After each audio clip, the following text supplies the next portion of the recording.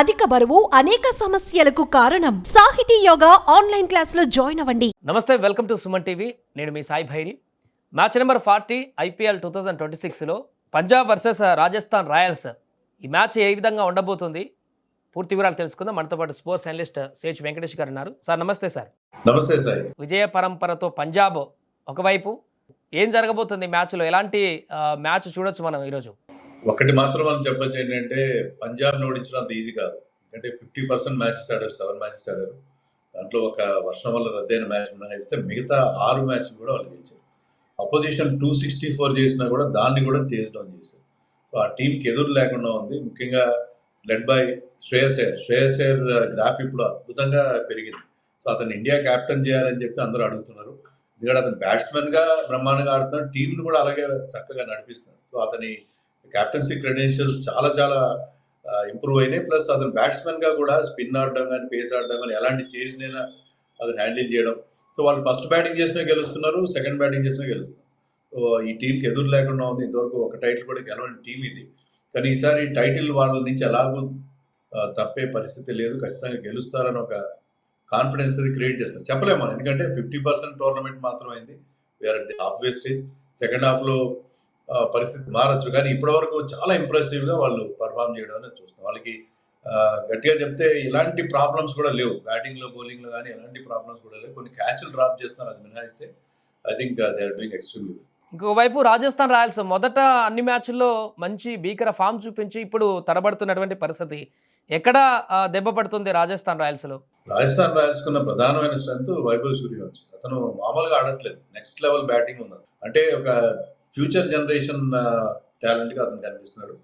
అతను ఆడుతున్న తీరు, అప్పటికే అతను చేస్తున్న సెంచరీలు కానీ, 50s కానీ, అగేన్స్ట్ ఆల్ బౌలింగ్ అటాక్స్ ఎవరిని కూడా అతను స్పేర్ చేయట్లేదు. అది హ్యాజల్వుడ్ కావచ్చు, బుమ్రా కావచ్చు, ప్యాట్ కమిన్స్ కావచ్చు, ఎవరైనా సరే ఎవరిని కూడా అతను లెక్క చేయని పరిస్థితి మనకు కనిపిస్తుంది. సో అతను వాళ్ళకు ఉన్న ప్రధానమైన స్ట్రెంత్. అలాగే జురేల్ బాగా ఆడుతున్నాడు, కొంతవరకు జైస్వాల్ బాగా ఆడుతాడు. కానీ వాళ్ళ మిడిల్ ఆర్డర్లో చాలా వీక్నెస్ ఉంది. హెట్మైర్ కానీ, జడేజా కానీ వీళ్ళందరూ ఫెయిల్ అవుతున్నారు. సో రెగ్యులర్గా వాళ్ళకి ఆ మిడిల్ ఆర్డర్ డొల్లతనం అనేది వాళ్ళని ఇబ్బంది పెడుతుంది. బౌలింగ్ కూడా బాగుంది. ఇంకా జోఫ్రా ఆర్చర్ ఎక్స్ట్రాడినరీ పర్ఫార్మెన్స్ ఈ సీజన్లో. జోఫ్రా ఆర్చర్ కానీ, నార్రే బర్గర్ కానీ, కొంత బిష్నోయ్ కానీ వీళ్ళందరూ మంచి బౌలింగ్ చేస్తున్నారు. ఇటు వచ్చి వాళ్ళకి ఏంటంటే ఆ మిడిల్ ఆర్డర్, టాప్ ఆర్డర్ చాలా బాగుంది. మిడిల్ ఆర్డర్ వీక్నెస్తోనే, లేకపోతే వాళ్ళు ఇప్పటికీ టాప్ 4లో ఉన్నారు వాళ్ళు. కానీ ఆ మిడిల్ ఆర్డర్ వీక్నెస్ కనుక వాళ్ళు దాన్ని ఏమైనా కవర్ చేసుకోగలిగితే ఐ థింక్ వీళ్ళు కూడా చాలా ఇంప్రెసివ్గా ముందుకెళ్ళే అవకాశం కనిపిస్తుంది. బౌలింగ్ విభాగంలో చూస్తే రెండు టీముల్లో ఏది స్ట్రాంగ్గా ఉందని చెప్పుకోవచ్చు? బౌలింగ్ నన్ను అడిగితే రాజస్థాన్ బెటర్గా ఉంది. జోఫ్రా ఆర్చర్ సూపర్ బౌలింగ్ చేస్తున్నాడు. అతను మంచి వేగంతో బౌలింగ్ చేస్తున్నాడు, బాల్ స్వింగ్ చేస్తున్నాడు, సీమ్ చేస్తున్నాడు.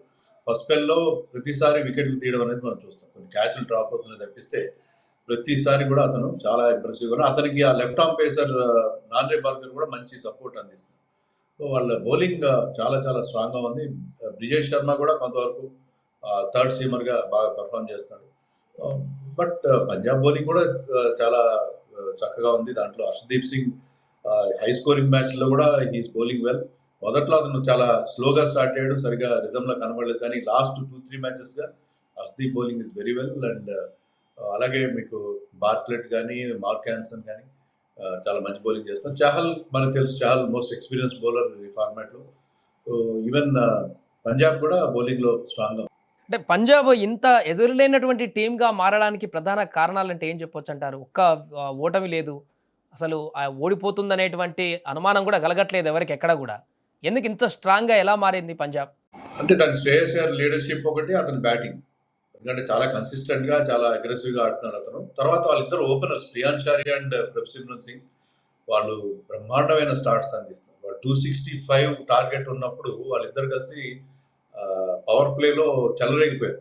సో 265 టార్గెట్ని వాళ్ళు ఈజీగా చేయడానికి కారణం ఏంటంటే ఓపెనర్స్ ఇచ్చిన బ్రహ్మాండమైన ఎక్స్ప్లోజివ్ స్టార్ట్.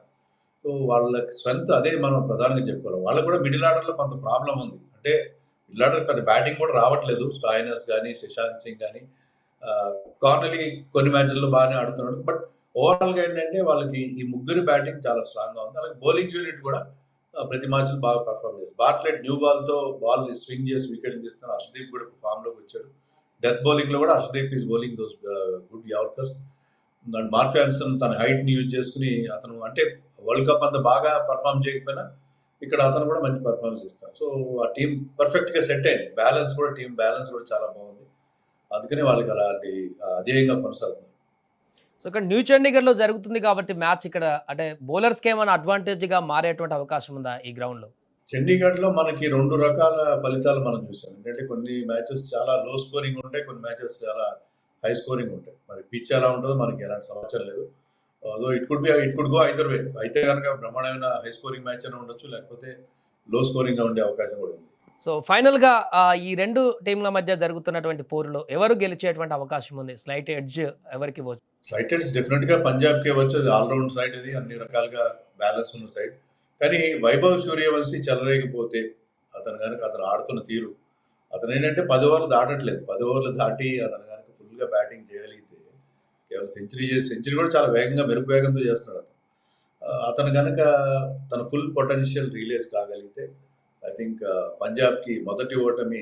అంటే అలాగే గత మ్యాచ్లో ఏదో కండరాల గాయంతో ఇబ్బంది పడ్డాడు వైభవ్, మధ్యలో వెళ్ళిపోయాడు, నెక్స్ట్ మ్యాచ్కి ఉంటాడో లేదో రకరకాల వార్తలు కూడా వినపడుతున్నాయి. అలాంటిది ఏమైనా ఉందంటారా? అప్డేట్ ప్రకారం నెక్స్ట్ మ్యాచ్కి అవైలబుల్గా ఉంటాడా? నాకైతే అప్డేట్ అయితే మనకేం తెలియదు. కానీ ఏంటంటే ఈ యంగ్స్టర్ తొందరగా రికవరీ, చిన్న వయసులో రికవరీ చాలా ఎక్కువగా ఉంటుంది. ఏజ్ పెరిగిపోతే రికవరీ స్లో అవుతుంది. కాబట్టి ఐ థింక్ 15-year-old కిడ్ తొందరగా రెడీ అవుతాడని మనం ఎక్స్పెక్ట్ చేయొచ్చు. Thank you so much. అది మొత్తానికి పంజాబ్ వర్సెస్ రాజస్థాన్ రాయల్స్ మధ్య జరగబోతున్న ఈ మ్యాచ్లో బిగ్ ఫైట్ అయితే కనపడబోతుంది. పరుగుల వరద పారేటువంటి అవకాశం స్పష్టంగా కనిపిస్తుంది. వైభవ్ వర్సెస్ శ్రేయస్ అయ్యర్గా మారబోతున్న ఈ మ్యాచ్లో చివరికి ఎవరిని గెలుపు వరిస్తుందో వేచి చూద్దాం.